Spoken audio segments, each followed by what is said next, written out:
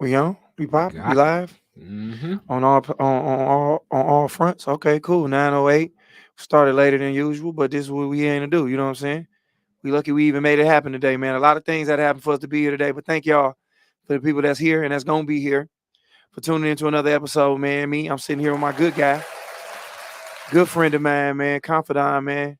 Uh, Literally, nigga, like you know what I'm saying. My Yoda, nigga, guides me through life. And that's why I'm fucked up now. You know what I'm saying? With the niggas I choose to put in front and direct my life, my career, my personal life, my spiritual life. Kari Frazier, what's up, right? What's going on? I definitely don't think I'm taking any party for anything negative with you, my brother. All that, nigga, you gotta take the good and the bad, my nigga. You got that woke ass sweater on. Come in playing your rap music. You growing your vegetables out there, and then you listen to Sugar Free. You know what I'm saying? Like you're a very confusing nigga, man. And I think that's why my life is where it's at. But it's on the ups, and us up and ups. Life is on the up and ups. I'm gonna Yes. take credit for it, but I'm also gonna point out the niggas who've been around when all this has been going down as well. Mm-hmm. I'm playing Kari don't got shit to do with what I was on. Just like he ain't got shit to do when I thrive as well, nigga. I want all credit when I thrive as well, dog. But yeah, 2 days in the spring, man, fresh from the gym. We doing a pod. Good friend of the show tapped in. Entrepreneur says she want to come through. She got some shit she want to say. We gonna kick it on some topics, but just tell the people who you is again so they can know what you is and what you got going on. What's going on? It's your girl Janae Angelique. See, I was gonna fuck up that second part. That's why I'm glad I wanted you to say it. I was gonna call you Janae, but go ahead. Yep. So I am here with Josh Adams once again. I'm so grateful to be here. So I thank you for that. Thank I you for being here. appreciate it. So Josh was kind enough to allow me to come on here and to promote.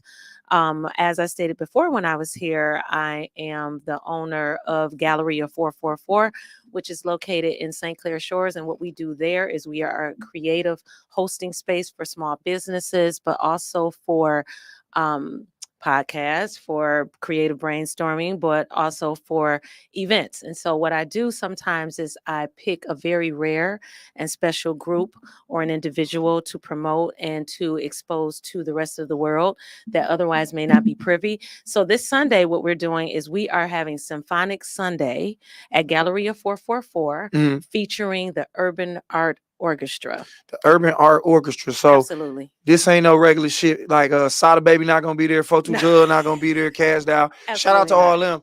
But this is a little more collective of a situation that's going on. Tell them what that group you just said that I can't pronounce just right of yet do. Urban Art Orchestra. There you go. So, Urban Art Orchestra is founded, orchestrated, and headed up by Deshaun Jones.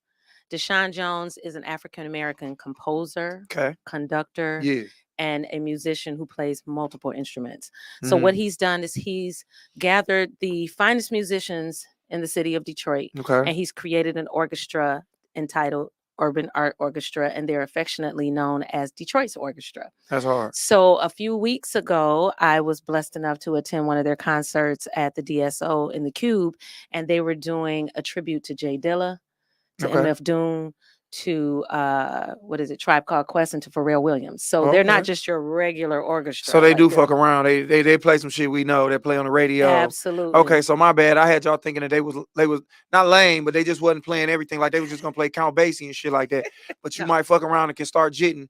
They might hit you with some house music. So proceed on. Deshaun and them bringing the whole group. Is the whole group black or is it like a mixture of No, cultures? the orchestra is very, very diverse. That's and that's hard. the beautiful thing about it. So I'm just bringing it to the Galleria Okay. to show people who they are Yeah. and to experience them, because that's exactly what this is. It's going to be an experience. Okay. So for those of you who are interested to come out and support and be a witness Yeah. and experience the Urban Art Orchestra, you can hit me up at 313-433-1377. Again, that's 313-433-1377, and I can get your tickets. And it's going to be an intimate setting Yeah. with limited seating. So you want to make sure that you RSVP, because there's no tickets sold at the door. So again, hit me up at 313-433-1377. It's this Sunday, March 26th. The doors open up at 5:30.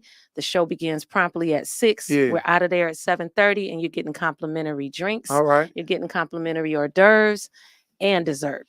God damn it. Now listen, we got the information going across the screen here. We also got it in the comments. The number, all the social media, and I want you niggas to know, stay professional.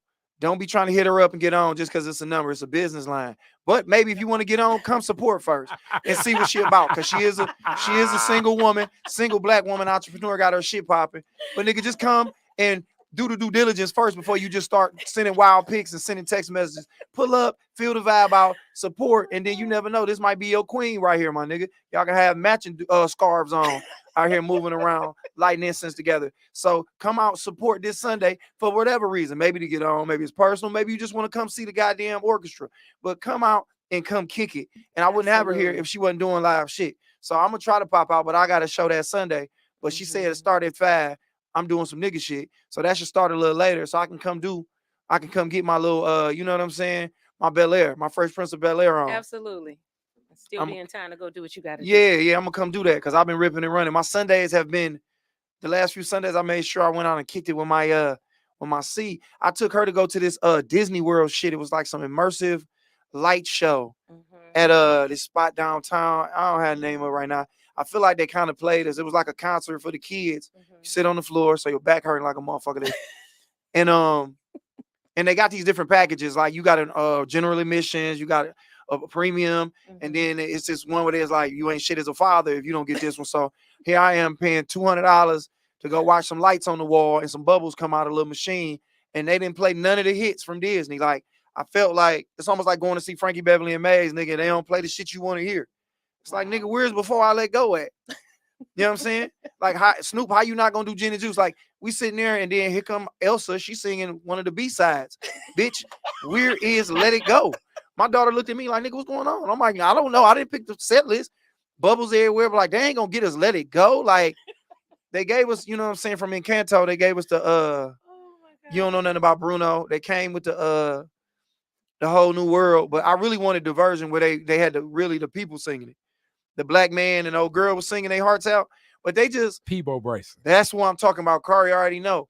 I wanted them versions. They kind of gave us the watered down. I just felt like I ain't get my money's worth. My daughter loved it. She enjoyed it, but she did look like they ain't gonna give us the ones. I was like, they ain't gonna give us the ones. So I was a little let down by that. Immersive Disney. You got me again, bitch. Because I used to work for Disney. I believe that your daughter probably appreciated the she experience, and it's good that you were immersive and spending time with the seed, you know. And it seems as though you may not have enjoyed the full experience. Everybody was on that, bro. It was like everybody was looking around like when the lights came back on, it was like, bitch, they ain't gonna. We thought they gave us the B-sides to be like, oh, they gonna fuck the end up. Like they gonna hit us with Let It Go, nigga, Under the Sea. Like, nigga, they didn't even give us they didn't give us none of the ones. Like, nigga, they didn't even give. All right, wait. All right, so let's just do it. What's your favorite Disney song? Nigga, it's wait. We gonna make a list. Top 3. My top 3 off top is going Aladdin, dog, A Whole New World. Well, I'm Aladdin out, so it's A Whole New World. It's the Prince Ali, Fabulous He, Ali Ababwa. I don't really know all that one. And then, like I said, it's Under the Sea. The whole, you know what I'm saying, the Caribbean vibe is going no. Plus, I worked at the Disney World little jump off down at Disney, so that bitch got a little place on my heart. But they didn't give us none of the hits, so I don't know if they do something different on Sundays. And they should have let a nigga know that. Have no Jason Weaver Lion King in this. Them ain't my favorites, but nigga, did they give us that?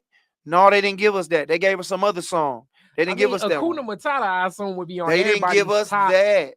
Hakuna Matata gotta be top 3. You gave me 3, nigga. That's 5. But I'm just saying, like, nigga, Jason Weaver did his thing, but Aladdin hit here. All right, Janae, you say, what's your top 3? I don't have any top 3 Disney songs. She grown as hell. She might be on some. Don't. What's your favorite song from the Wiz? From the Wiz? She can give you some of them. Down. See? You know what I'm saying? Okay. Got to do that one, but I don't have any top 3 Disney songs. I really don't. Wow. I don't. You have some? Yeah, Hakuna Matata. Mm-hmm. We definitely going Under the Sea. Mm-hmm. And then I'm probably going back to the Lion King with Can't Wait to Be King. Wait, no, you know what? The song from Scar, to Be Prepared, even though he the bad guy. Oh, yeah. But like the beat, doom. My shout out to my nigga Antonio Span. I used to work with my guy. He got a podcast too. He said, not the Wiz. And even the Wiz, my favorite song is the Nipsey Russell song where he be like, if I could feel dun, dun, dun. Nah, I sampled that joint too. I have to listen to them because my memory ain't where it used to be at. But I mean, I got some favorite little ditties. I just felt like they didn't come for real. Like, if I would have put that concert together, it'd have been a little different. I would have had what you said though. They gave us some shit that was like from some songs. They gave us Moana. I'm like, these niggas ain't really giving us what we need. Like, Disney got hits and they not really giving them to us. Like, they didn't even do the fucking the Pinocchio one. I don't know the Pinocchio one or Fantasia, nigga. They like you give us. Yeah, look at Martez. He said whole new world. But yeah, they just let me down. A whole new world probably nigga, is that's one of them ones. Yeah, it is. Aladdin literally was like one of them ones that took them out of there, bro. Like, Aladdin went crazy. You know what I'm saying? They went crazy. But how long was the experience? The experience was about an hour. Let me see. If the show started at 5:45, we was out at like 6. A little under 35 minutes, maybe 40 minutes. Like, we got to walk around and do some animated shit, like draw. My daughter ain't old enough to be trying to draw and all that. She like, nigga, where the fireworks and where the people at? Like, I want to see these things. Right. So we went, and like I said, it was an amazing thing. They shouldn't put everybody in there. You know what I'm saying? They put too many people in there. So it's like, it's on this wall and then something might be happening behind you, but you can't turn around because there's a nigga in a wheelchair behind you. And it's like, all right, I can't see that. I can't ask him to move because he fucked up. So it's like, it was weird. They need to only like a small amount of people and then have a bunch of shows where you can, okay, it went from here to the carpet flew behind me. So they could have just did a better job, man. They fucking up, man. Yeah. They fucking up, bro. Akari finna pull something up. He finna share the screen. You got something for the streets? Yeah. I got well, until he put it up. Shout out to the people that's listening, riding around on the high-low over there at the JNAP plant. Stay focused, my nigga. Stop trying to buy everybody corned beef sandwiches, nigga. She got a nigga. All right, so hilarious. Here goes the list that I found online, a random Disney song list, and let's compare it and let's see what you think. I never even saw this movie. How far I'll go? I never even heard that song. Yeah, that's one of the ones. My daughter like it, but the streets didn't go crazy. Jungle Book, I forgot about Jungle Book too. I don't remember that song. Let's see. The Tarzan, I definitely. They played some Tarzan. That wasn't one of the ones. Let's see. Oh yeah, I forgot. Toy Story. Toy Story counts. Yeah. Is that a Disney movie? That's something else. I mean, it's Pixar. Pixar is. You don't count it. You don't count it. Okay. All right. That's two different things, nigga. I remember this song. Pocahontas. I believe they gave us some of that, but not the hits. They didn't give us no Beauty and the Beast. Wow. Be Our Guest. They didn't give us none of that. Man, I'm about to dispute them charges. Can You Feel the Love Tonight? That was a they didn't give us that song. That experience was piss poor. Now that I know it, I don't really want to dispute my charges. A Whole New World do come in at number 3. And then I guess that may When You Wish Upon a Star is probably the song when I think of Disney. That is the song. Yeah. Hang on, all of it. What they got? Man, how I forget Circle of Life? They gave us that. That's the one they gave us. But like you said, it's other songs in that that they could have gave us, bro. They just didn't give us the hits. They didn't give us the hits because my daughter got her vibe. But it's like you got adults in there who grew up listening to this shit. It's like, nigga, I pay here. I want to sing along too, my nigga. But you know how Disney is. It's like they package to see what they can sell. So I wouldn't be surprised if like now they come back with the like, this is the pure immersive experience with the hit songs. You know how Disney be. They have stuff on the market, take it off the market, on the market, take it off. They always like seeing. And then I did see it was a lot of songs. I can't remember a lot of them, but I know it was fun with Keith David. What's that? Princess and the Frog had a lot of cool songs. Oh, and it was a song that went off, and my daughter loved that. So they did have something on there where old girl from Dream Girls, who was fucking Eddie Murphy in that bitch, she was singing. That is hilarious. That is the reference for the Princess and the But that was the girl, wasn't it? That was the third girl from the Dream Girls who was fucking what was Eddie Murphy character name in that? Eddie got speed, Teddy got speed, whatever that nigga with the lightning bolt on his jacket. She had been fucking around with him for a while, and then she finally just like, nigga, I can't stay around no more. You know what I'm saying? But Jimmy, it was Jimmy something. It was Jimmy got gold, Jimmy got gas. But yeah, she got some shit on there. And yeah, bro, they just could have did a better job. They would never get no more money from me. Now they had to guarantee me. They had to be like, since you came last time, we'll cut you a little deal. Also, Disney got it in the bag because if you're a parent and you need something to do, here you go. I mean, I assume it is what it is. No, nigga, that's the word. No, we're not going. We can watch them shits here. She ain't gonna know the difference if we watch it off of Disney Plus. Then they got a whole streaming thing, my nigga. What about when she go to school and all her friends done seen it, and now she feeling like the kid that ain't got? Fuck them kids. You know what I'm saying? Fuck them. See, this is a classic example of what Kari would not teach. But this is a classic example of why the internet got us fucked up, because we too worried about the influence of other people. And this is an amazing transition because Janae, I'm sure you probably ain't up on this because your algorithm probably different than a motherfucker than me and Cards. But are you familiar with rapper Tekashi 6ix9ine? Yes. All right. Well, what do you know about him? Real quick, just to run it down.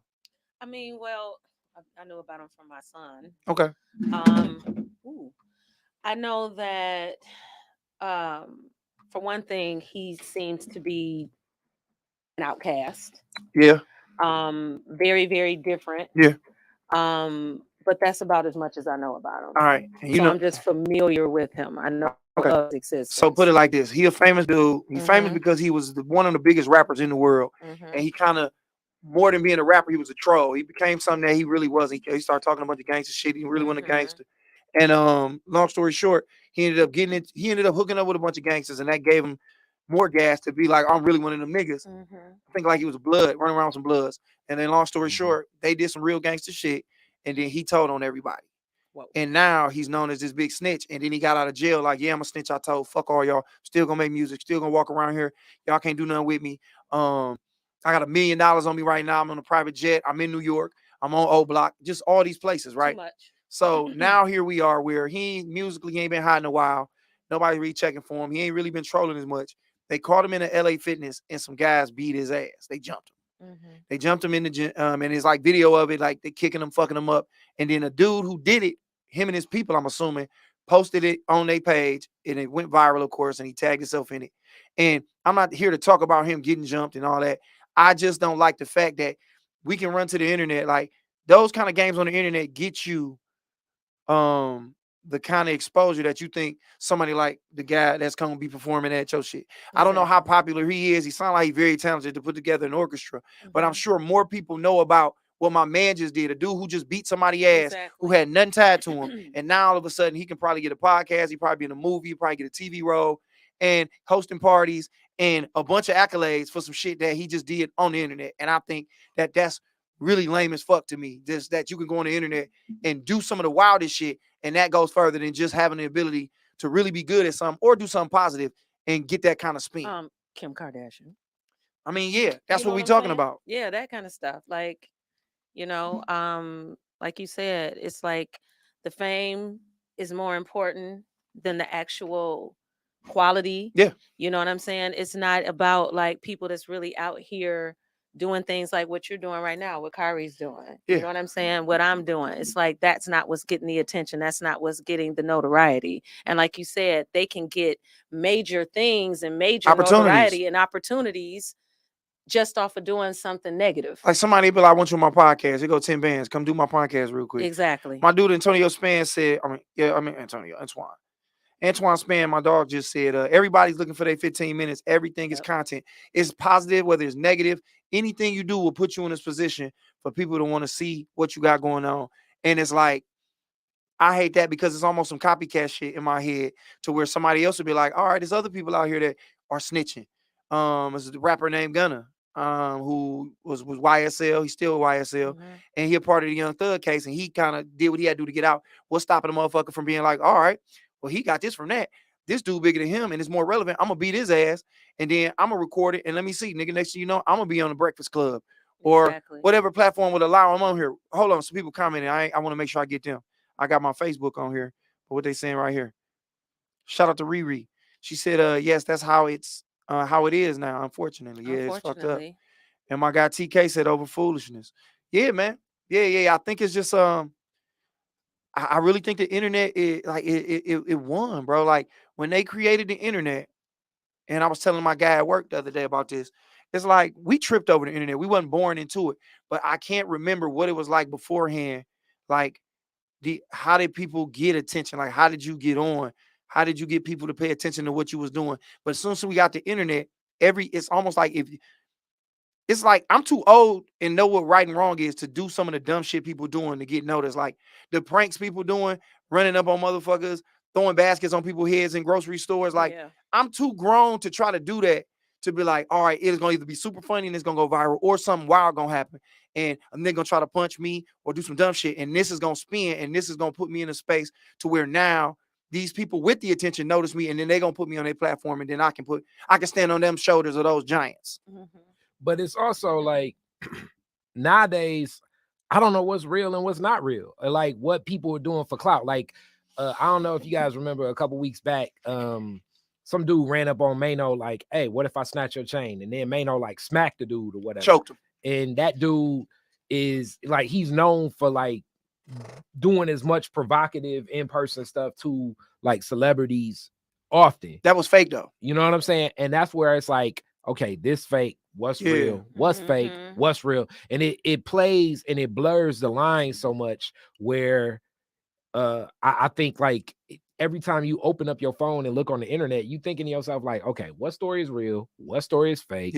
Who's connecting with it? Even if you see video, even if you see comments and stuff, and then people laugh about it, you know, and then it become like a deep dive when stuff becomes real. Like, you know, what happened? How did it happen? How did it affect? Who did it affect? You know, and then I wonder, is all of this stuff just a rollout just to stay in the people's attention? Like when you told me that and I looked at the video, I was thinking like, okay, even if this is real, Tekashi's just gonna try to flip this to become another topic of conversation, get back in the world and be like, you know, the new person say something, then Tekashi say something, he'd be like, well, y'all was so deep, let's box in person, real life. And then he end up on some like what's the dude that do the boxing now? The Jake Paul. And even like that Jake Paul situation where it's like his homeboys and like he getting chased by Mayweather in Las Vegas. Like, is this real? Is this fake? Is this all just basically something to be employed to make more money, to get more attention, because money can be made off of attention?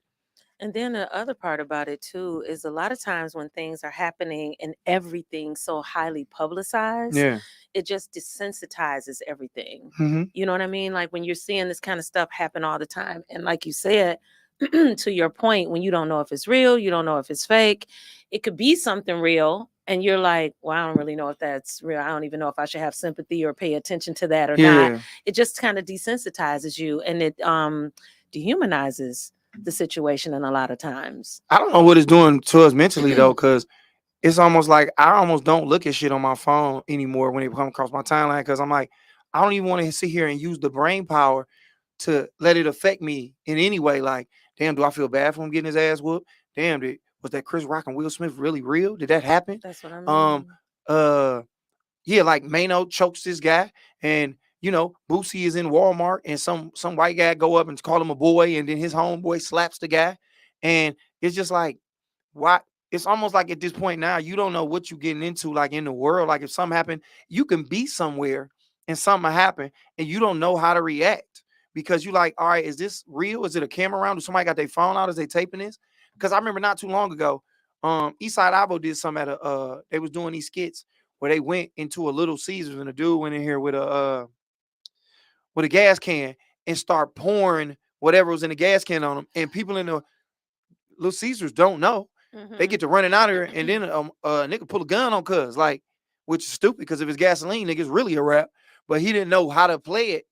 But it was just like, all right, man, when is it we going too far just to get some people to pay attention to what you're doing? Like when you got to create some type of spectacle to get people to pay attention, and then like at what point do it's like it didn't work here? Okay, so after that spectacle was gone, you got to continue to create spectacles. So I'm like, everybody crying wolf. Yeah, we live in an era everybody's crying wolf. Creating chaos. And it's getting worse and worse and worse, because once people start applauding this level of chaos, like you said, you got to go to the next level and up it up and up and up, you know? So Riri got that's so true. Most videos that I see, I find myself overanalyzing to see if it's real or not. Which that's what we talk about. And then, you know, I know you tap out for a while, because it'll be times I'm like, hey, did you see this? And you be like, yo, I ain't even checking for social right now. You know, and then it's like people creating fake beefs just to promote their projects. I do think that happens too. Like where it's like, it don't even seem like it's real, but some other people watching from the outside would think it's real. Fake beef, fake relationships. Tiger and old girl, the singer, white girl. Avril Lavigne. Avril Lavigne, like it's like, is this real? Like, nigga, and it's almost like one thing. If we saw y'all just nigga out doing regular shit, we only see y'all when y'all come into a thing where people should be seeing that. Exactly. So, but it's just like I hate that I even put the thought into it to the point where it's like, why do I give a fuck if Tiger and Avril Lavigne are really kicking it? Like everything is out. Like nothing is like private anymore, dog. Like where I feel like I don't know where we going with the internet, man. Like they got video, like they actually got pictures of Trump getting chased, and it's not real. It's like an AI created picture. I mean, I I'm getting more into this AI stuff, and the AI stuff is it can definitely be a scary tool. Shout out to Honeycomb. Honeycomb, I think she is a leading warrior when it comes to digital justice. She actually just sent me, as we sat down to start this, because we were talking about this, some information on like, hey, this is the danger of what can happen. And yeah, you can have some fake videos that look like exactly like this person, and deep fakes, sound like, look like. I mean, it you know. And then on the flip side, people can be like, "Oh, that was a deep fake. That wasn't real." You know what I'm saying? So, I guess the root of a lot of this, as a comedian, as a vocalist, the question becomes like, how talented do you all see a person that is like a Kim Kardashian? Because I do think that is like a new lane that exists in the form of entertainment. Like, I guess the term, you know, content creator, I want to even underplay that, but like a social media, like these people are basically attention seekers. Like the whole goal, like, is that a talent? How dangerous does that talent become? And what people talking about this, like, you know, I don't know, 400 years ago, whatever, when comedy started and singing started, where people like in the town square saying like, why are you singing? You know what I'm saying? Where people was like, why are you telling jokes? Like, was it as provocative then, you think, in society? Do we think that we gonna start going to concerts and watching people create content like whatever Kim do? Like, I mean, she just knows how to get attention. It's almost like my daughter know to cry to get what she want. But I wouldn't book a show for her. Like, y'all come watch my daughter cry and make y'all look like that's what that is. So is it? But it's a lot of people that do go out and see people that seek attention. Like, remember when Charlie Sheen, even though it crashed and burned, when Charlie Sheen went on his comedy tour, people was just interested in the craziness of seeing like, let's watch this plane crash. That's what it is. We like to see the plane crash. We like to see like phases of death. Like anything we can see that almost is like, oh, something to happen. Like that's just what it's about. Like people pull their phones out when people start arguing because they want to be the one to catch a fight. Yep. You know, or something worse. Yeah, or something worse. Somebody getting shot, somebody getting stabbed. And like I said, it's just like we give out all this positive reinforcement because it's almost like the Freddy Krueger thing. It's like if you don't pay attention to it, then it goes away, in my opinion. And I think that's where I'm leaning towards getting away from it. Cause I feel like mentally it's kind of fucking with me, dog. Like I hate that I have these feelings towards these things that just come and go. Like, damn, come and go. Like the people that went and watched that Chris Rock special that didn't like it, you were only there because you wanted to hear what he was going to say about Will Smith. If that would have never happened, the people that wanted to see Chris Rock would have saw the show and enjoyed it. And that little last, whatever, 4 or 5 minutes, maybe 10, wouldn't even exist. It'd have been something else. But we are attracted to spectacle and like chaos, bro, and like misery. Like we like to sit back and watch, like we say with reality TV. Like I was talking to you earlier. Some stuff used to be like, you used to watch stuff on TV and it say, don't try this at home. Like wrestling and shit like that, we would try it at home. But it's nothing like that for reality TV or the shit you see on the internet. Because people see it and like young, impressionable motherfuckers will try it. Or just people who want attention. Like people want to be seen and want to be talked about and want to be seen. People want to be somebody and they'll do anything to get it. Yeah, the internet gave way for the narcissist to exist at its highest capacity. That's it. Gave license to the narcissist. It gave license to go ahead and like I've been watching, like it's a lot of spectacle out here. Like I saw a video of a girl who worked at Target and just went and fucked the nigga. Yeah. What? She worked at Target. I don't think she really worked at Target because I seen the rest of her videos. She was pretending like she worked at a bunch of jobs and was fucking these niggas and getting fired. But that was her hook. Kind of like old girl that was twerking in Walmart. a couple years back. You remember old girl that did like twerking in the Walmart, twerking down the street, twerking down the street. Like she was just doing content. Oh, you know what? I did You a know what I'm video saying? and chopped her video up with man, and she tagged me in it. I do remember the girl you talking That's about. funny. I just Her remember name was because Kitty something. yeah, I was like, damn, she thick. And then it's like you just keep looking, and it's like, what is this? Like, what is this about? Even, you know what I'm saying? It caught my attention, and I guess that's the views and even the monetization and where things are at. And it's a science to all this stuff. Like, I definitely think that, you know, as more people focus on this, and then it desensitizes certain responses as people are thinking like, what's real, what's not real, how do you respond to this, and then furthermore, what will be the wildest thing to get some attention? You know what I'm saying? So I could easily see half of, like, you get the I want to watch porn audience saying like, damn, they fucking in Target. You get that person. Then you get the person like, 1 second, this gotta be fake. Yep. Then you get the person that's just like, I can't believe society is at this point right now. Like it goes like around, like you get so many more stakeholders in the show or in whatever the offering is, as opposed to like if it was just direct. And Deshaun, as you talk about it, yeah, Deshaun Jones is very talented. Oh, you know who he is? Oh man, hell of a player. Like he like also like he plays many instruments. But brass is kind of like I guess I would consider like his mainstay. So either trumpet or saxophone, trombone. But flute. Yeah, the man is this past summer I saw him with the backing orchestra with Amp Filler. Shout out to Amp, he healing up and everything.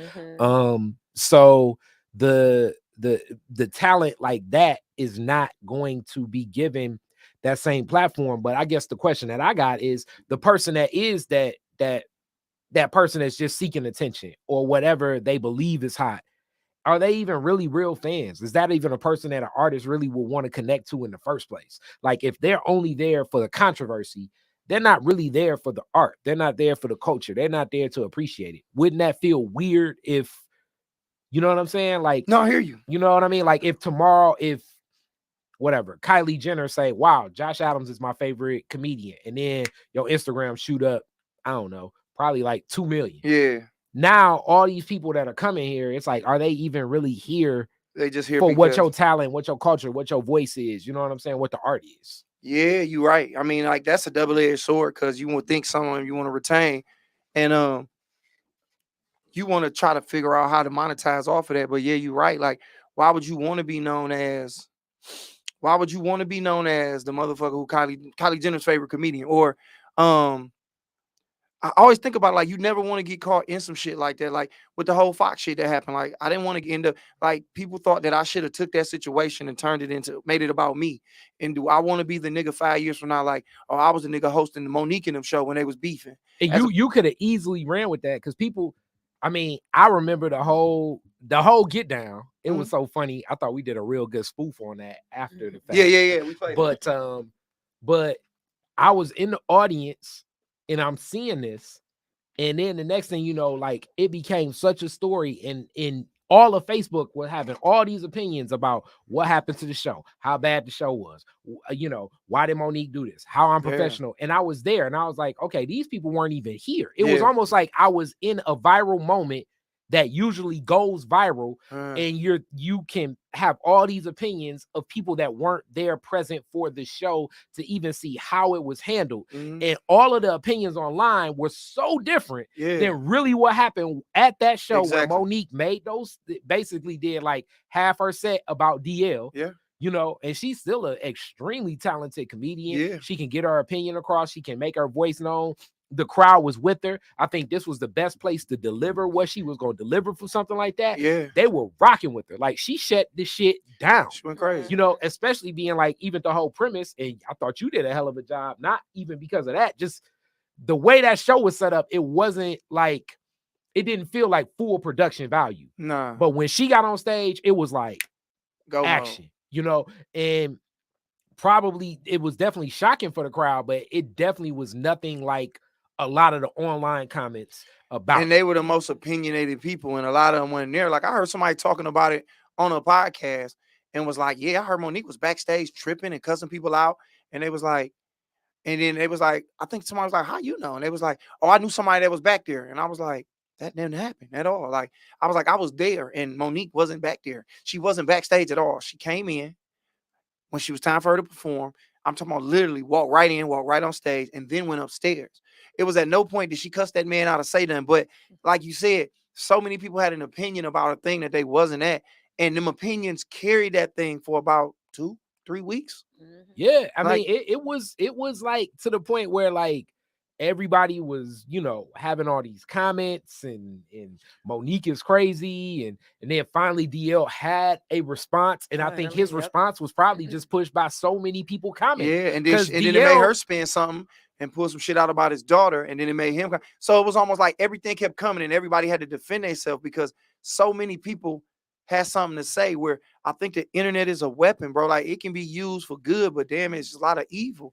Like, I've seen videos of people that I know closely, dog, and now like the lives of not being ruined, but somebody can be fucked up behind the right thing going viral. Like, I've seen the TikTok video. That's the car, and I ain't gonna go all into it because I really personally know these people. The video got like 3.1 million views, and it's because somebody put up a narrative and they spent it.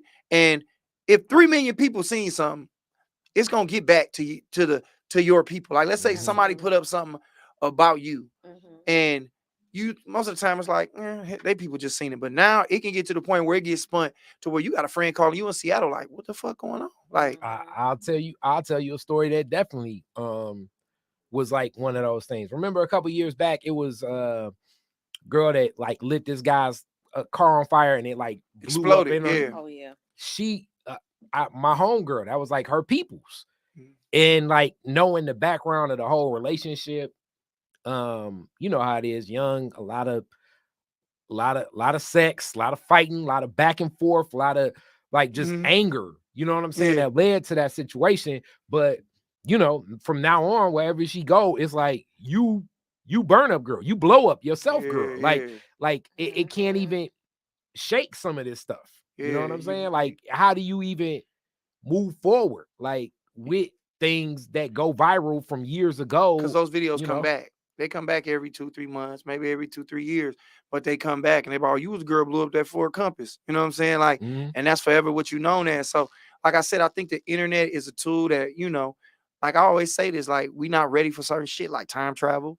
We'll go back and fuck that up. Nuclear weapons, we don't need that. Like, nigga, and the internet is just like that. Like, nigga, Chicago right now, like, I think a lot of the shit that goes on, like all the deaths and people getting killed, is because the internet, you can beef with a nigga and just be like, fuck it. We doing it from here in the phone, and then take it to the place where I'm gonna come where you at and I'm gonna do something to you. Yeah. Like, we not ready. We're not responsible enough for all of this shit that we have, like having the ability to communicate instantly or pull up information instantly. Like, we just not ready for that, bro. Like, the internet is like, I don't know, man. I'll be just looking at some shit like that. Like, hold on, real quick. What's Span just say on here? He just said, damn, did he delete it? He said the tripped out part about all this is that none of this shit is really new. It's just the medium allows for more people to be reached in a shorter amount of time. My grandfather was Johnny Taylor, and years ago, Jet Magazine ran a story about his stint in rehab and his attitude about it at the time. At least they're talking about. Oh, his attitude at the time was, at least they talking about me. And he said, I just hate that you didn't get recognized. Oh, he talking about that host of that show. That shit got lost in beef. I mean, yeah, it's all good. So, I love some Johnny Taylor. Yeah, shout out to that. But I think, like, also I had my aunt, rest in peace, Aunt Shirley. Like, she was one of the black nurses, like a RN early on. And what she say, like, even the way that the news reports violence, like back in the day, if something extremely tragic would happen, like if for whatever reason, like a family member come in and kill like the parents, but the kids are alive, the story, like the ambulance would show up, like a nurse, a detective. It'd be like, look, we're gonna keep this under wraps, and this is what we're gonna say happened, so it don't, seem as tragic as it could be. You know what I'm saying? Stuff like that would happen. Whereas now, incidents happening immediately. I got homies across the country that call me about Detroit stuff where I'd be like, what? Yeah. Like the it was like the house in Highland Park where 3 rappers are murdered. And it's like, all right, hold on, time out. Like, what's going on with this? You know what I'm saying? And this story hits me like where it's going across the nation before it gets to so you. Salacious. Yeah. You know what I'm saying? Where it's like, oh man, you can't even be a rapper in Detroit. And it's like, okay, first off, before we label the rap possibly leading to, and I know the news coverage is probably like, oh, this is cool, because if we just say young man shot, Ain't gonna pay that's attention. not as eye-catching. But if we say rapper shot in a house that was unoccupied, it Yeah. basically is insinuating that they're involved in criminality, and somebody involved also in the rap criminality. It's all interconnected. Like, we don't know all the details. So of the you story, hitting a bunch know? of different you hitting a bunch of different demographics. The people who wouldn't have paid attention, but now a rap nigga like, oh, I listen to rap. Is this a rapper I know?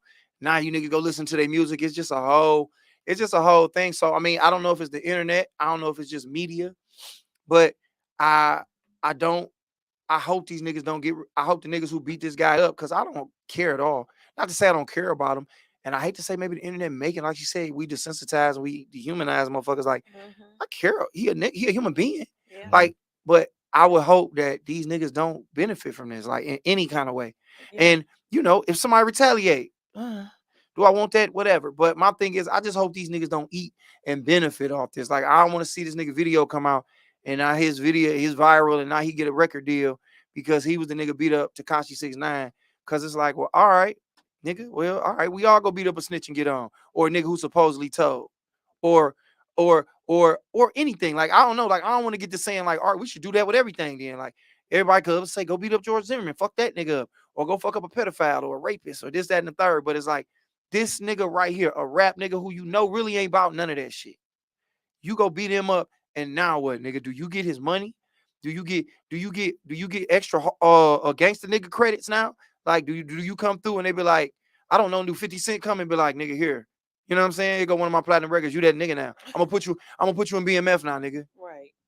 I mean, I doubt all of that. And then also this kind of lead to one of the news stories last week. Like, in a different world, I don't think Ja Morant is doing the gun video and all of that if it wasn't for where we at in the world of going live and social and all that stuff. You know what I'm saying? Like, I don't think he responding like that.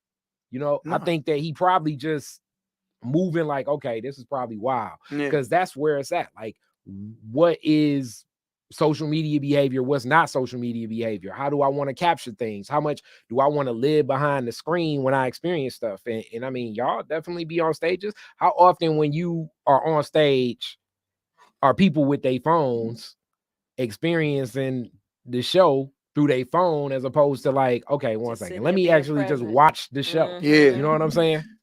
Like that happened at the immersive experience. There was so many people kind of just watching it. People record, and I'm like, nah, I didn't even get no pictures of my daughter. Like, I was too busy actually watching the thing that I was supposed to be there to see. Like, people pull their phones out as opposed to kind of like living in the moment and just on some Ja Morant shit. He grew up in that. Like, he's 23 years old. Like, he don't know nothing but the internet. Everything they do is on the internet. You got your you graduate, your first game, your first dunk, girl you like, she was on the internet. Everything is the internet. So he don't know no differently but to get on there and do it. Like, and what the internet don't allow you to do is fuck up and make the mistakes and nobody sees it. And now you don't, because everything you do is, I heard, if you ain't recording, somebody recording. Nigga, if you Ja Morant you somewhere, niggas got a camera on you, unless you put you a machine around you like you LeBron and them. Nigga, it ain't no videos of LeBron James doing shit. It's almost like this nigga just hoop and go home. Like, you don't even see this nigga outside of the Staples Arena. Like, you don't see him nowhere but in a controlled environment. So it's like with the internet. Go ahead. I was gonna say, but you kind of gotta move like that. Yeah. But that's what makes LeBron who he is. Like, he was thinking, even at a young age, like damn near 5 paces ahead, to say, okay, let me do this, let me not do that, let me do this, let me do that. Do I think that LeBron James has definitely probably been in the strip club experience like Ja? Yes. But for whatever reason, his team is like, okay, find all the cameras at the place. We're going to find, do you have security surveillance, blah, blah, blah, how it works. Because the whole time, like when the strip club video came out, I was thinking to myself, like, who from the strip club is selling the picture in the video? And then furthermore, like, is that safe to even have, like, in certain places? Like, if it is like the whole champagne room, the videotape in there, like, are people signing like some consent for that or something? Like, who does that? And is it to the point where you don't even care about the lawsuit? It's like, hey, I'm gonna get off on TMZ, and I'm the owner of the place, and I don't care. And if we get sued, it's worth it. But you want to be that place. But why would you want to be the place that exposed a nigga in there doing something who just threw $50,000, who basically just nigga, he just threw an avalanche of money everywhere, nigga. It's like it was money everywhere. You couldn't see nothing.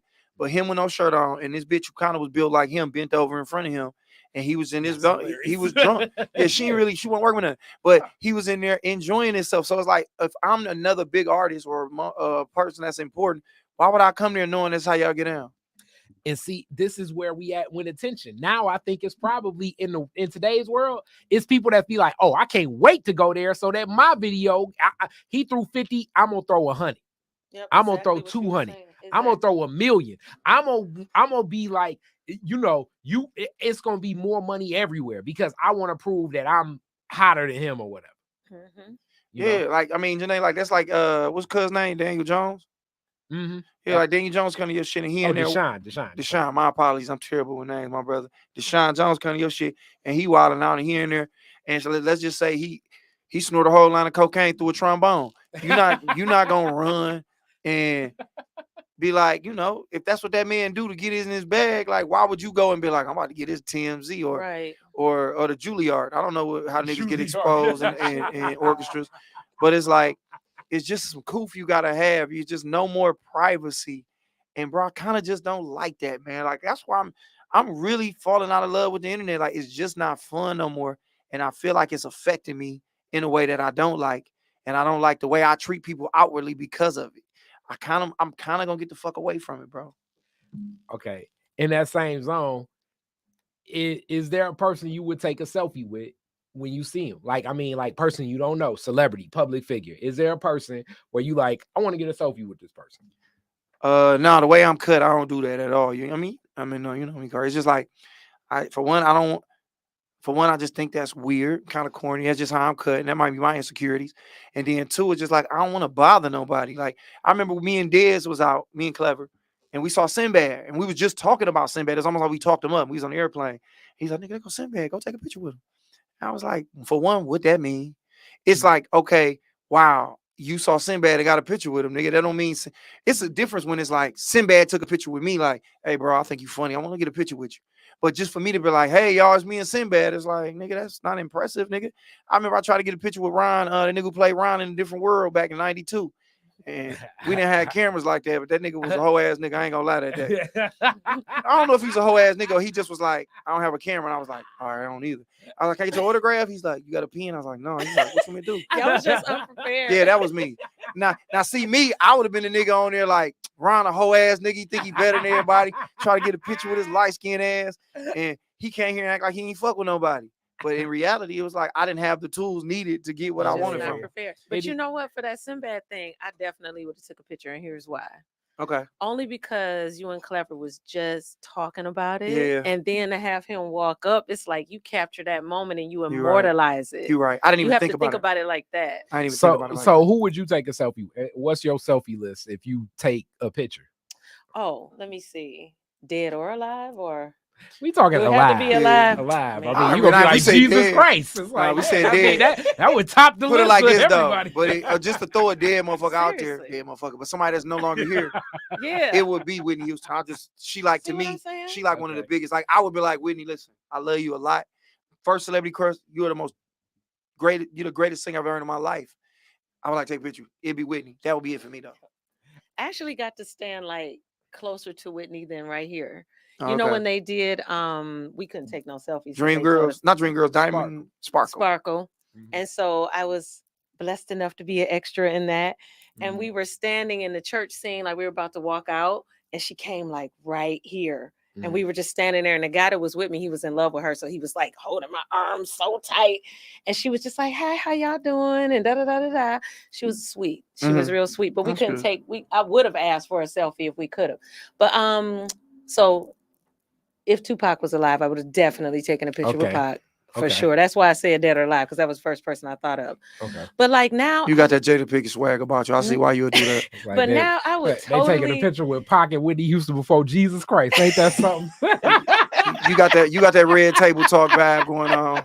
That red table talk bad. But I Nigga, would you take a definitely- picture with Jesus, nigga? That would be the first person. I ain't taking no picture with Jesus.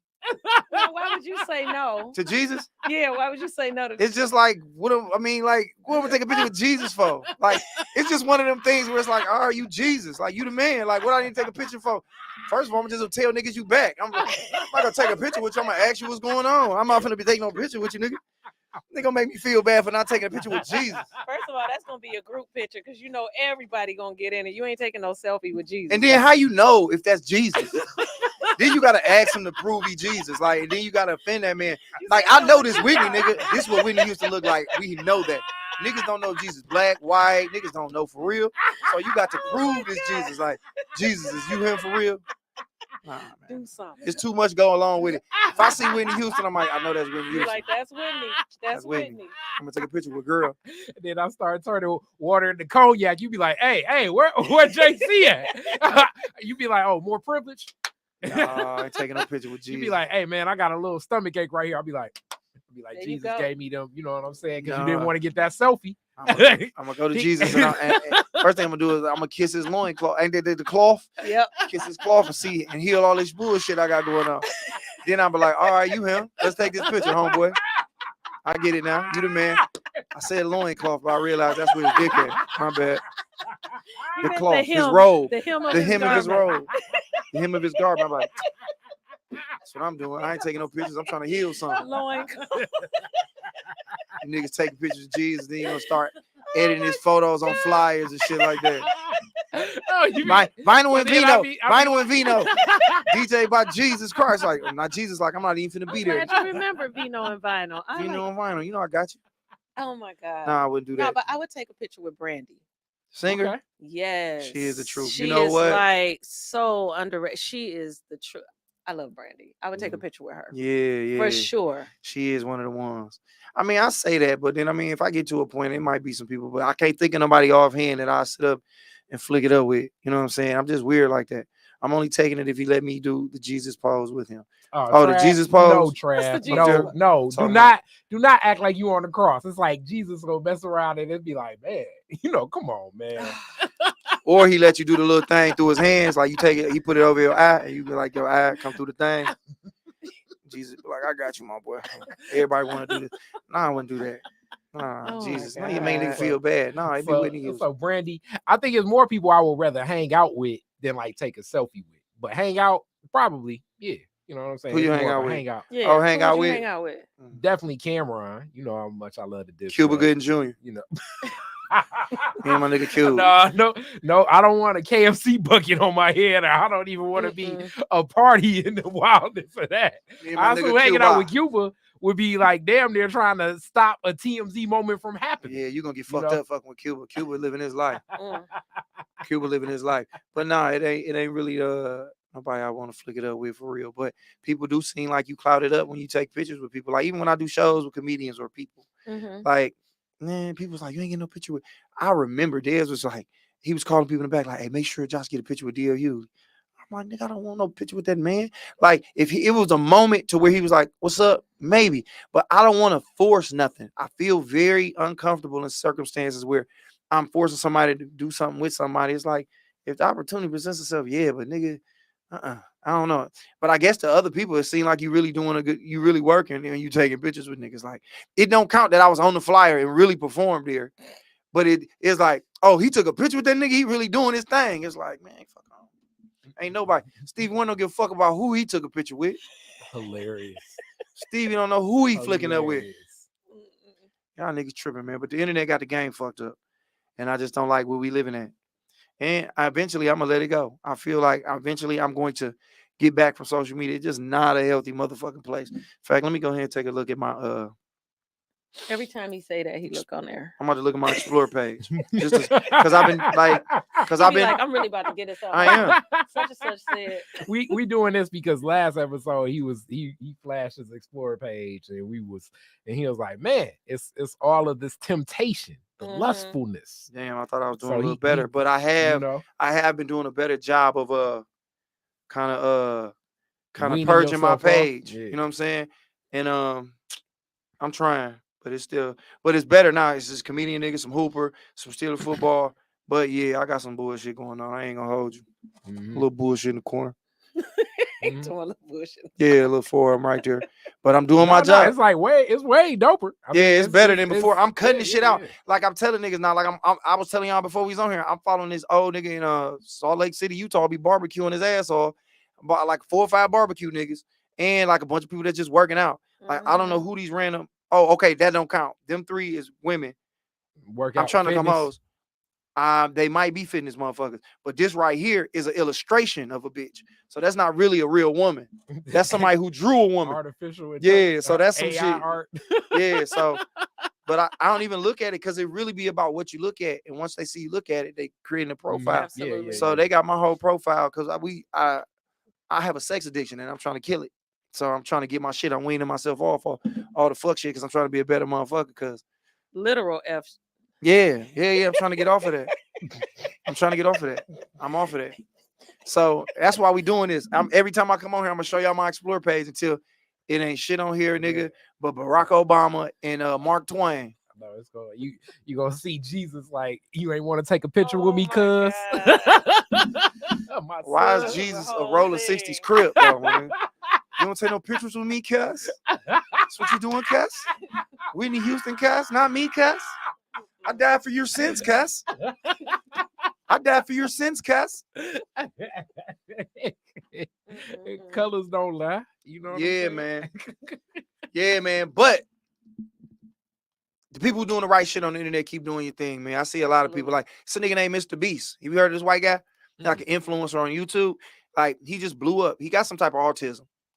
Honestly, a lot of people on there, the people who really thriving, kind of got some type of shit going on with them. People that really be blowing up on there and know how to use the internet and they're using it the right way, be motherfuckers who you would consider to be kind of, you back in the day, you're like, oh, he different. But they just use it differently. Like, bro, got like, he damn near probably got the most followers on YouTube, subscribers. And he gives away houses and shit like that. That's what's up. As opposed to motherfuckers who we know walk around and then they see a homeless person and then they put the camera in that motherfucker's face while they crying and give them money.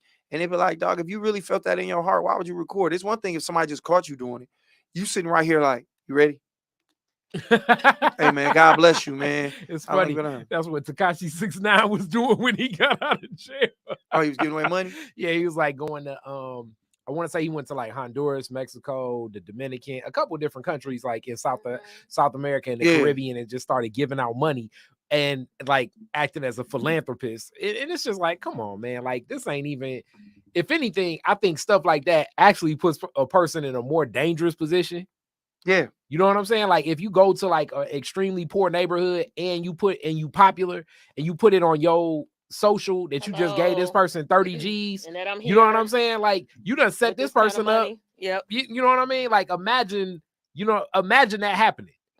Imagine that happening. Actually, it's so funny that the Cameron Mace show was talking about even like the NIL deals being like similar to that, like with the money with the kids in college and stuff like that. And basically you got one guy on the team making $6 million, and then I'm sitting up here, it's like, nah, it's gonna be somebody possibly pressing you. Oh, for sure, bro. Like, it's really fake money, not fake money, but it's like the most popular player, the one with the most influence is the ones who get the money. Like, all right, because you're the best player on this team, yeah, you can come work for my car company. Like, they gave some dude a Lamborghini just because it was like, all right, bro, you the best player. So we're going to use your name, image, and likeness. And we're going to give you this car and do this, that, and third. But then it's a nigga who still seriously ain't making no money. Them NIL deals, like, they showed it. Like, it's almost like Fiverr, where you go on there and you can put up, like, I'll do this for $20 or I'll come sign a jersey for da-da-da-da-da. And it's still a real big difference. Like, it's still a big difference between the best player and somebody else. Everybody not getting off like that. Like the kid from UAD that just set basically like the scoring, we got University of Detroit Mercy basically got a kid that just set like the scoring record of all time NCAAs.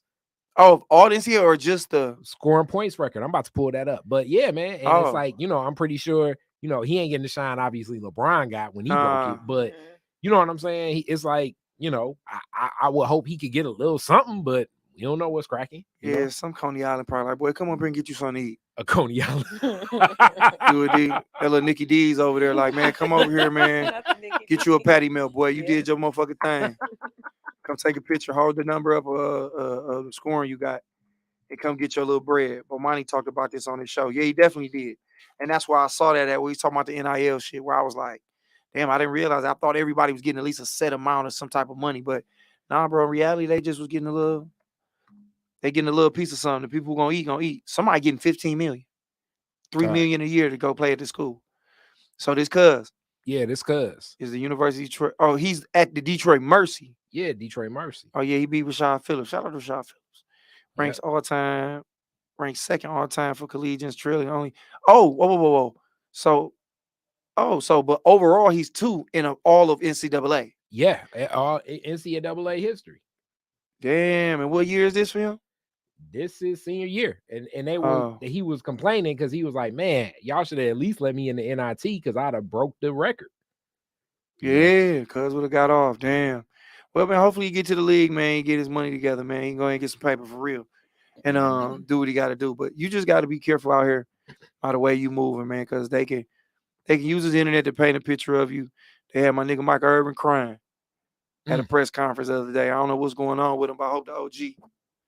You know, I don't really fuck with him. He a cowboy, but he's just an OG, a black man, and they got him crying. I think it was over the whole thing, the incident that happened in the it was the incident that happened in the he was like leading up to the Super Bowl. He in a hotel lobby, run across the lady. Lady said she felt uncomfortable with what he said.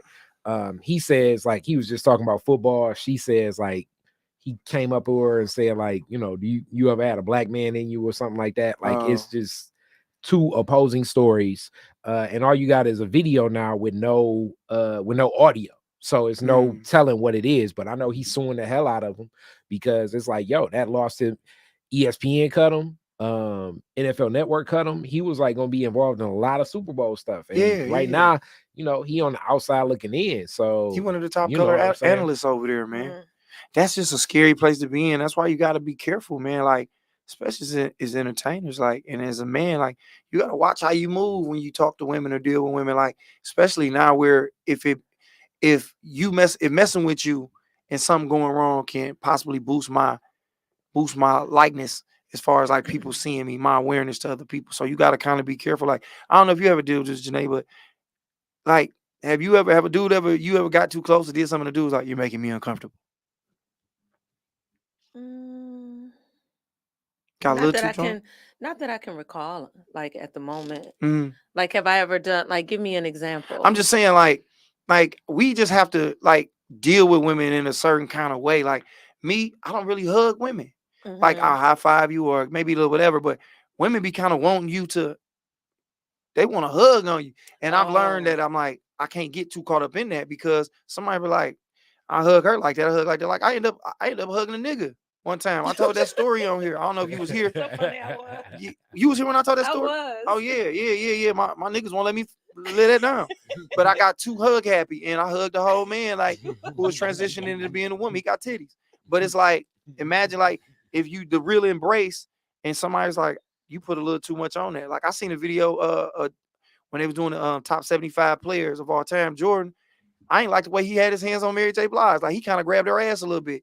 And I'm like, but that can be mistaken for some bullshit. So I'm sorry, as a woman, you probably dealt with the other end of it, but you've never had. You. So back in the day, back in the day, I did have like one of my homeboys like kind of put me up on game.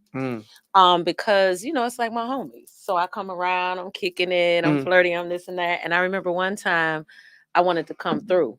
Oh boy. And he was like, no, but not like that. Oh, go ahead. Oh boy. Oh boy. So I had wanted to come through and kick it. And he was just kind of like, nah, you know, like I'm on my lion in the jungle shit today. So he was like, I can't have you coming over here. And I was like, why not? Like, I just want to come and kick it and this and that. That's low key.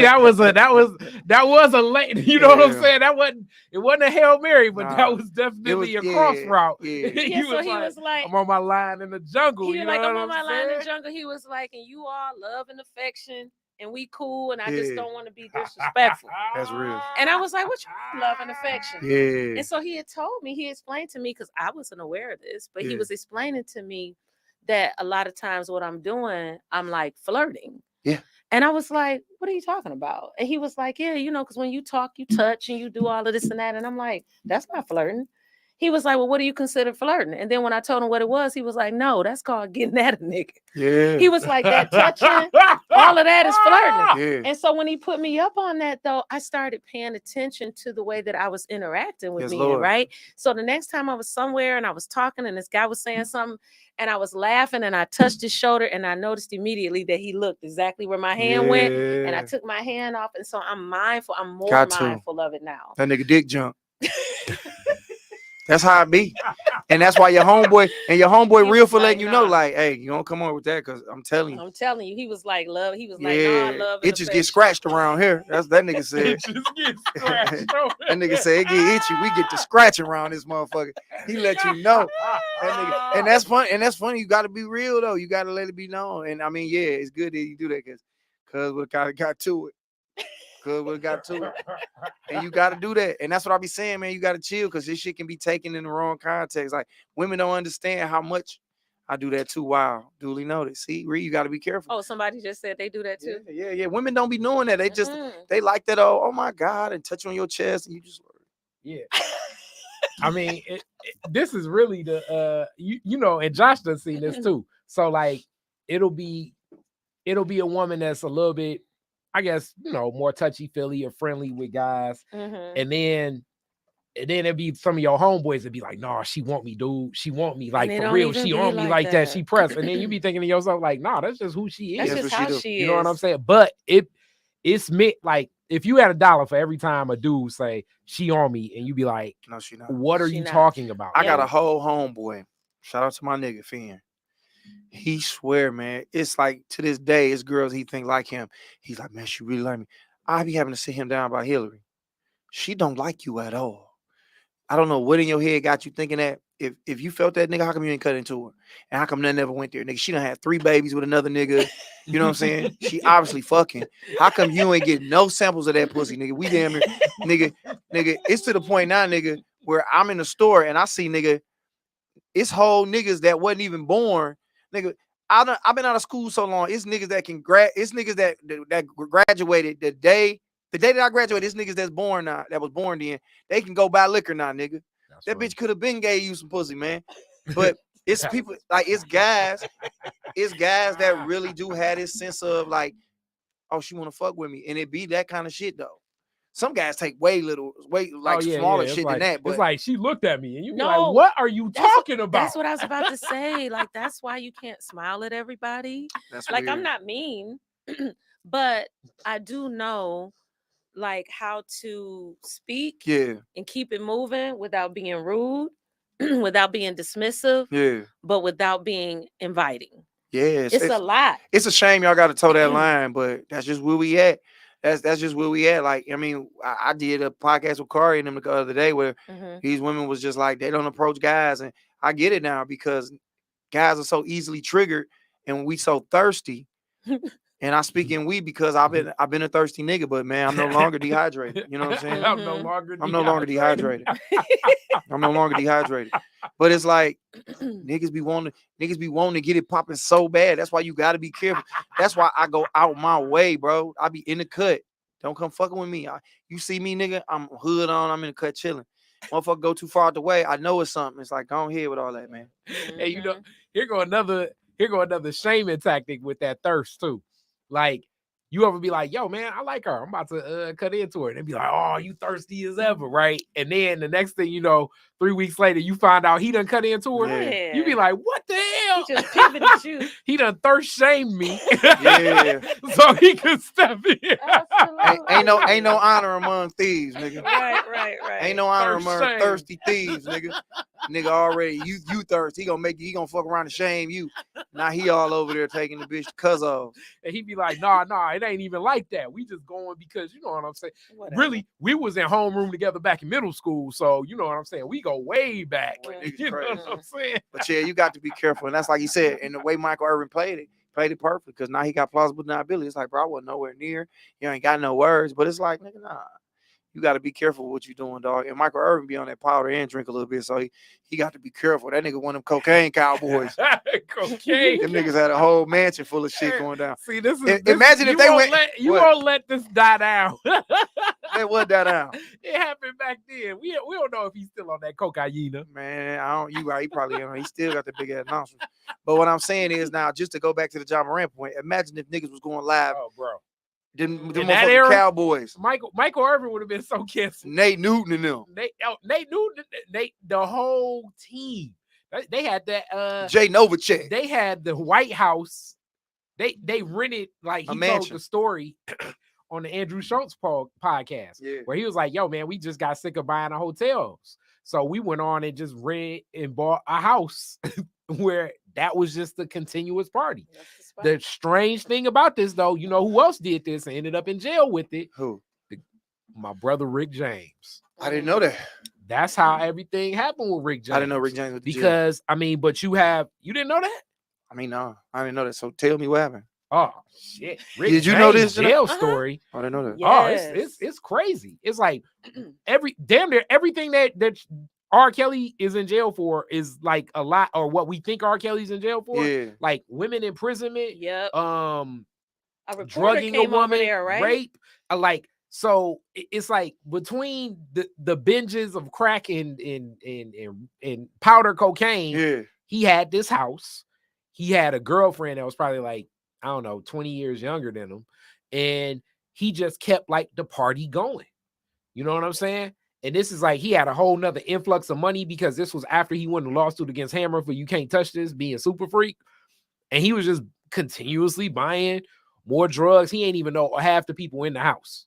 Damn. And it just kept rocking. It just kept rocking until the point where it was one young lady that said, I didn't want to be here. I didn't have a party of this. I was forced to be here. I was drugged. I was raped, and I was in prison. I believe she was a reporter. She came over to like do a story or something, and they ain't let her leave. I never heard this. Yeah. And stories like this be so tripped out because you don't hear about it, but you just, I mean, as time go by, people only talk about the shit. They champion a motherfucker. Like, it was all Chappelle's show and cocaine was hell of a drug. I did not know that this nigga had a whole little get down where they was in that bitch going crazy. Yep. Sipping vino, listening to vinyl. I mean, do not attach that to vino. I'm just saying, it's probably a little vino in there. They got you snort a little more coke. than vino in there. Yeah, they was out there wilding. Let me see what this guy, pop singer, arrested on torture, drug charges, violence. Grammy-winning Rick James and a girlfriend are accused of imprisoning a woman at his Mulholland drive home. Damn, 21 years old. Well, she was legal. In prison and torturing a 24-year-old girl with hot cocaine pipes. Oh, my bad. That ain't funny. Hot cocaine pipes. That's what they say. Yeah, man. 3 days at James' house home. Police say 43 years old with Prince spearheaded. Oh, I thought Prince was in there tripping. Oh, no. I thought Prince was in there with his ass cheeks out, burning his crack pipes. I say, nigga, they rewrite the winners rewrite history for sure. Damn, that's wild.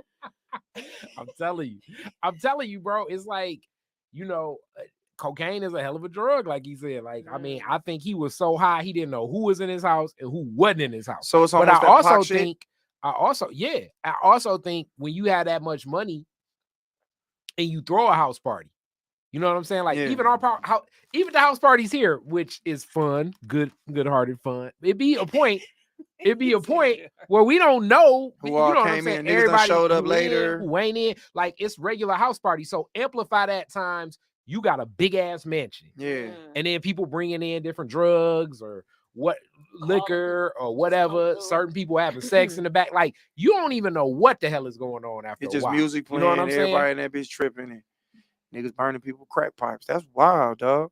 I mean, it's fucked up, but yeah, I didn't know that, bro. That is crazy, dog. And like I say, back then, like if they had an Instagram back then, the shit we would know. Yep. And the thing, like now, just imagine what shit finna be like now that we know what niggas is doing and what you can't do. Like, imagine if this would have happened back then, what kind of shit we be on now. Like, and Rick James would have definitely, like, as a fan of his music, love funk, love Rick.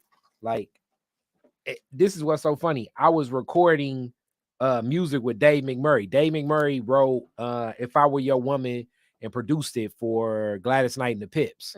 And he was a hell of a Motown producer too. He also did a lot of stuff for the Car Wash soundtrack and other acts and things like that. So I was recording with them because this reggae band will record with Dave. And I met Norman Whitfield before he died. Norman Whitfield is the producer. You know, Joshua like this, the light-skinned dude in the Temptations movie that's walking like where basically I forget the dude that's playing him, but the Dennis Edwards character say, "Hey, this is the day my dad died," and he's like, "You can't put that in there," and he's like, "Nah, man, sing it because it's gonna add to the emotion." That was Norm. Gotcha. So they would tell these Motown stories, and I just didn't believe them because I was like, "Man, this is ridiculous." I didn't believe them. Every time Norm and Dave would tell a Rick James story, I was like, this can't be real because a human being doesn't do this type of stuff. Like, this got to be ridiculous to the point, like, this is like a year, maybe 2 years before the Dave Chappelle Rick James skit came on TV, to the point where I was like, look, I don't know what's going to happen. I told my sister, because this was when she stayed above me.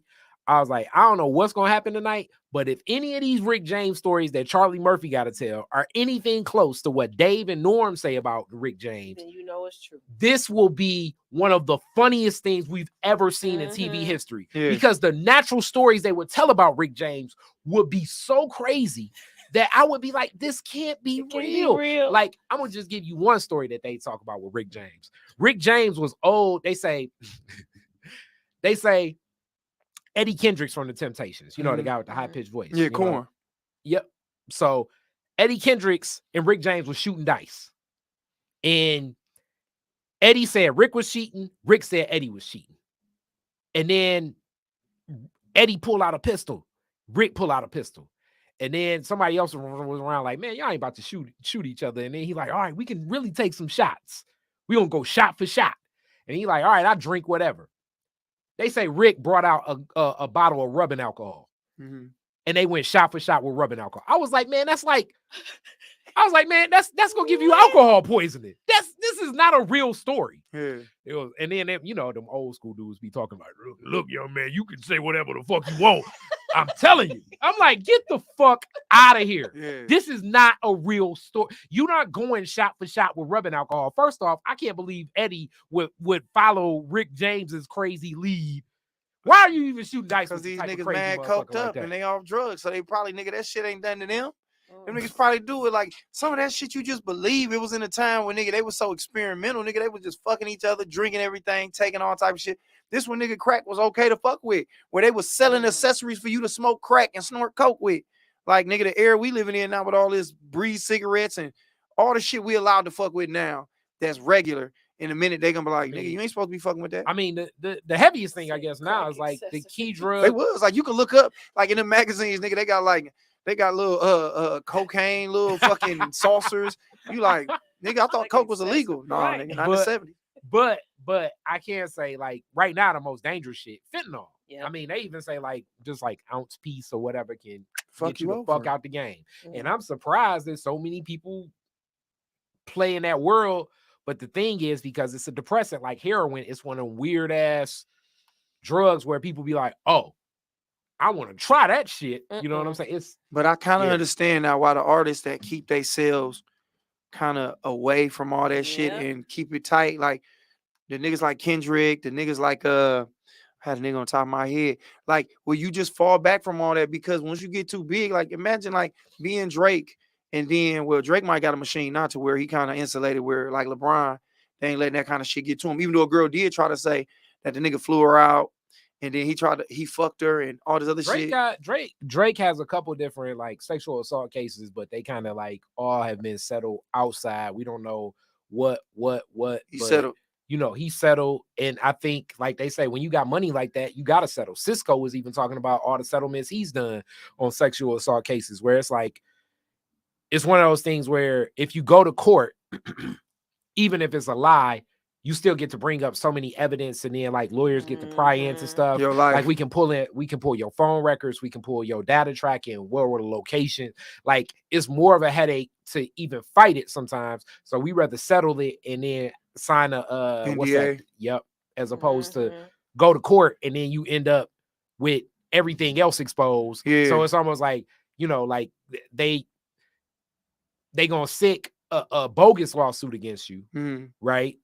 Just to find out the information, pull your regular phone records, and now you trying to work this deal with whomever. Because the biggest thing that, and people don't even talk about this no more, Drake was a big part of that Astro World shit that happened with Travis Scott. They don't even talk about that.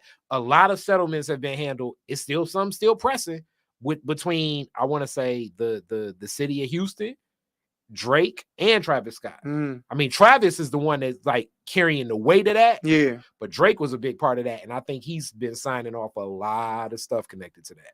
Damn, bro. No, I just look at it like that. Like being that big of an artist, you kind of like the whole Tupac shit is like you the life of the party. Everybody want to be around you. Then it's like, I don't know everybody that was here. I don't know everybody that was here. Like, nigga, I'm just gonna tell this story and then I don't know. We probably get the fuck on. Yeah. Nigga, I hosted a party. I hosted a pajama party somewhere in the city, and it was literally, it's probably like 18 people there. Wasn't a lot of people at all. It was meant to be, but it just wasn't a lot of people there. I invited a couple homegirls of mine out. Me and Clever was there, and I'm hosting the party. I took a picture with a nigga. Now the two girls that I was cool with that pulled up, we had something to drink. We drinking. They had something. They drinks ran out. So then it was a nigga I took a picture with. He had a red robe on. I'll never forget it. And then next thing I know, I'm going back hosting the party for the rest of the 17 people that's in here scattered around. Hilarious. So then I look up, I'm on stage as we listening to music. One of the girls was sweating like a motherfucker. Just like sweating like profusely. That's the only word I can use. Like nigga, she was hooping, she was wet. Like Shaq in the fourth. Nigga. The Kimbe Mutombo trying to guard Shaq in the fourth. Sweat running down her face to the point where it's like, God damn, it ain't that hot in here. Then the other girl was just doing a lot of extra shit to the point where I know I'm like, damn, she must be really in her bag. So long story short, the next night, my homegirl who hit me was like, did y'all put something in our drinks? And I'm like, why would you say some shit like that? Because we was fucked up, like, and we didn't even drink that much. I was like, no. I was like, what y'all had to drink? They was like, we had one what we brought, and then we had something that your homeboy had in his Hennessy bottle. I was like, my homeboy who? There's like the nigga with the red robe on. I was like, I don't know that nigga. The devil. They was like, you took a picture with him. I was like, I took a picture with the nigga. I don't mean I knew the nigga. So long story short, I mean, we got cool beyond some other. We was all still cool at that, but they understood I had nothing to do with it. But it was like they confused the fact that me and this nigga took a picture together. Like that was my homeboy enough for them to drink out this nigga bottle, and he basically fucking got them together. He didn't put. They already had some shit in the bottle that they was drinking, I guess, basically. And they just like, y'all hoes too. Shit, go ahead. We gonna try to fuck y'all if on the train. And they was fucked up. So it just shows you that, nigga, you could get caught up in some shit and be like, by just taking a picture with a motherfucker, you guilty by association. Damn near. Yeah. You can be. And furthermore, why my selfie list is who my selfie list is. Oh, Jesus Christ. Jesus know about that bag you got across the street, nigga. Take a picture of Jesus, like, nah, man, I can't even take no picture of you, nigga. I just got back here. You got a whole treasure trove of shit, nigga. Got a whole Rick James kit, nigga. I ain't fucking with you in that bag, nigga. Burning bitches with wands. So yeah, he man. saw the best in me. Yeah. You ain't getting in heaven, nigga. Said, rich man, get through the eye of a needle before you get through the gates of heaven with that bag you got, nigga. He saw the best in me. All right, so what I'm gonna do here? All right, bet. So check it out here. I got some shows coming up. I'm gonna tell y'all what I got going on. Cause shit, y'all might be looking for something to do tomorrow. It's Thursday, and I'm doing an erotic poetry show. I'm not doing it. I'm hosting it, and then be lit, man. If y'all ain't got shit to do somewhere in Detroit, and I type that in, and ain't nothing popping up when I need it. But you know what I'm saying? Hey, man, I'm doing something somewhere with some erotic poetry involved. If you fuck with me hard enough, you'll do the due diligence and find out. But it's tomorrow. Friday, I just got tapped in. These girls, Cocktales. It's supposed to be this big podcast. And I'm going to be at the CroFoot opening up doing that. So if you're looking for something to do Friday, I'm in Pontiac at the CroFoot opening up there. That starts at 8 o'clock. And then Saturday I'm all over the place. But Sunday, you can catch me. My homegirl E Hollywood doing something at a venue off in 6 Mile and Woodward. It's me and my guy Fago. I actually just took. I got that information. I put that up just a minute ago. Hold on, y'all. Y'all know how I'm doing. I'm trying to promote myself better. Oh yeah. Spring in the Comedy, March 26th. The show starts at 8 o'clock. Yep, at the H&L Hall on 16883 Wyoming. So if you're trying to come through, fuck with me. D'Angelo is doing the food, taking pictures with people. We'll have you on Epstein's list. Talk that shit, Rad Cat. Kari, what you got going on? Man, same old. If you saw me on Fox 2, it's about this District Detroit fight. Check out Detroit is Different. I did a longer breakdown of what District Detroit is and how it's impacted things. But other than that, looking just to bring back some more synergy of everything here with Detroit is Different. It's going to be a lot of changes for a lot of the podcasts, offer more access to everything. Big meeting up with all of the podcasters this Saturday. Hopefully Josh is in effect as well. What's going on Saturday? We're doing the meeting with all the people. What time is that? It's like 5. Oh no, I ain't coming to this shit. No, I'm gonna try to come fuck with it. I'm talking shit. I'm gonna come through. And fuck with it for sure. But we really want everybody to come fuck with what Janae got going on. Janae, tell it one more time. Yes. And be very detailed about what's going on. Okay, very detailed about what's going on. This Sunday, March 26th, 5:30 to 7:30, Galleria 444. We are going to be featuring Urban Art Orchestra, headed up by the most talented, Oh boy, awesome, yeah, Deshaun Jones. Yes, he Lord. has put together the finest musicians in Detroit, and they're going to be at Galleria 444 playing for you.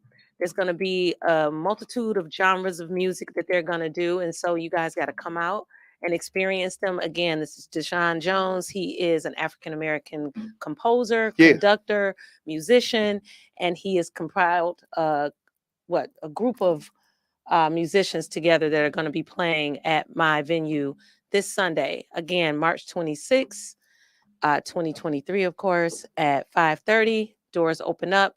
Concert starts directly at 6 p.m.